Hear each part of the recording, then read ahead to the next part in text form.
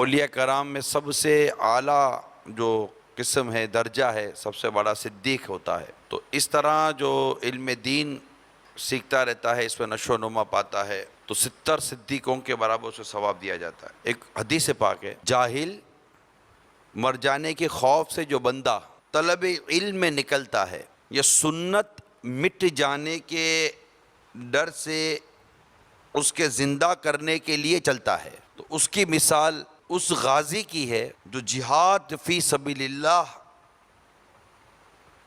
کے لیے نکلتا ہے۔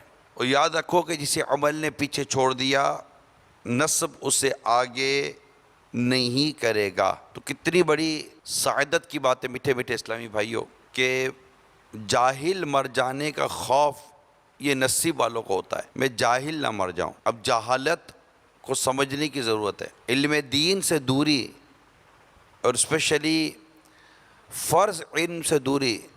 اگر یہ بھی جہالت نہیں تو پھر جہالت کیا ہوتی؟ یعنی جاہل کے سر پر سنگ نہیں نکل آتا کہ یہ جاہل ہے تو اس کی پہچان ہو گئی کہ اس کے سر پر سنگ نکل آیا، یا اس کی ناک ٹیڑھی ہو گئی، یا اس کی کوئی اور مطلب کہ یوں دیکھو تو نشانی بن جاتی ہے۔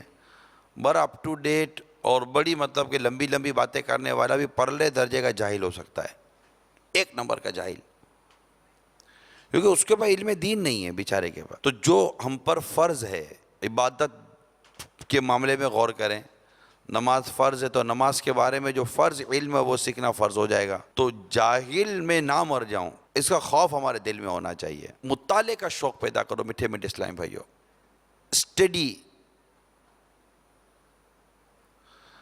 پڑھیں کتاب۔ سیکھنے کے لیے کتاب ایک بہترین ہم نشین ہے،